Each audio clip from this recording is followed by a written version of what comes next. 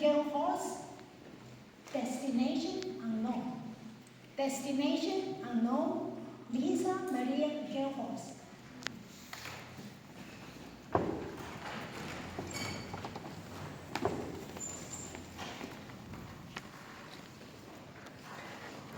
I'm 10 years old, and today is the day I get to choose the instrument I'm going to play in the school band.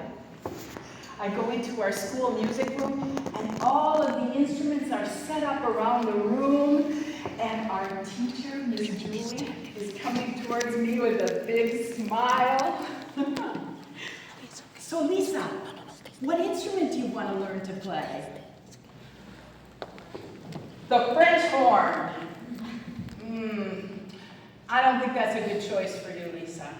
Hey, have you thought about the flute?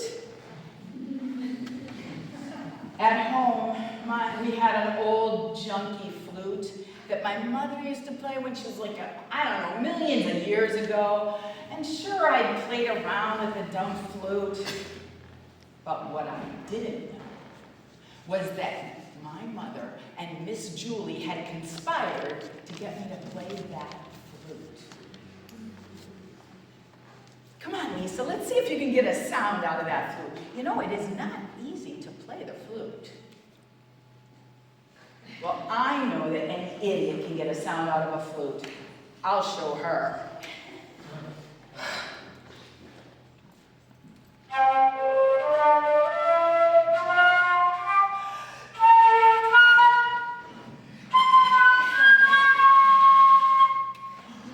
You're a genius. You're signed up for the flute. Moral of the story, I hated that flute. Toastmasters, guests, have you ever begun a project that you had no idea where it would lead you?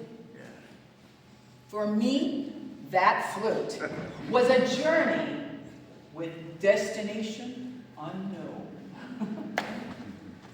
It's true that I really didn't like to play the flute, but I soon discovered that I loved making music with my friends in the school band. I loved it so much that some of my girlfriends in the choir invited me to sing in their choir too. And I discovered that I loved singing classical music. I started to sing all the time, in the bus, in the gym, at the table. Oh, that's table topics. Until my mother said, Lisa, stop. But my Uncle Bob encouraged me. Lisa, just listen to the music you like and imitate it. So I wore out my mom's records on the record player. I had this huge headset. It was the 1970s, we didn't have AirPods. And I sang my heart out with Cat Stevens and Carly Simon. You're so vain. It didn't seem like anything special. I thought everybody loved singing. As I grew, my love for music never faded. But for the most part, I just listened. Hung out with my friends, my musician friends. I'd go to their live music gigs, and I just kind of stood in the audience. Until one night, in a dive bar outside of Bologna, for the first time, I saw a jazz singer who was improvising. She was up there on that stage, inventing her own melody, while the band was behind her banging out a jazz standard.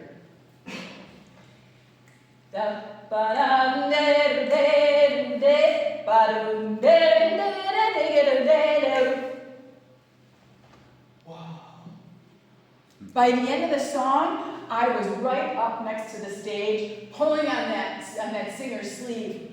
Would you please teach me how to sing like that? So, at the ripe old age of 50, I began to study jazz with that very singer, Sonia Cavallari, who taught me the secret of jazz. Jazz musicians play by ear.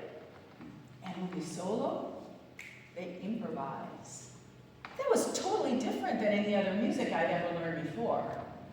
And I was hooked.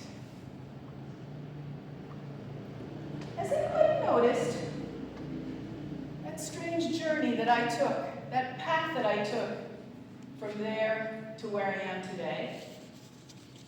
And while I was walking that path, it didn't seem like a journey to me. I was just having fun with music. But now I see it clearly. All of those magical musical moments that seemed so effortless to me at the time were actually huge neon signs pointing in a direction with no indication of my destination. What about you? What is that one thing that you love, but you don't give it much thought? Cooking? Riding a motorcycle? Collecting stamps? What is that one thing that you just keep putting off because your busy life forces you to put it at the bottom of your to-do list? Think about it. Here's my message for you today. The path to happiness isn't always clearly mapped out. Along the way, we take many turns. And even though it's not clearly mapped out for us, at some point, we arrive. So my suggestion to you is, if there's something that comes easily to you, that brings you joy, don't wait. Walk that path and explore it. And along the way, you'll realize what your destination was.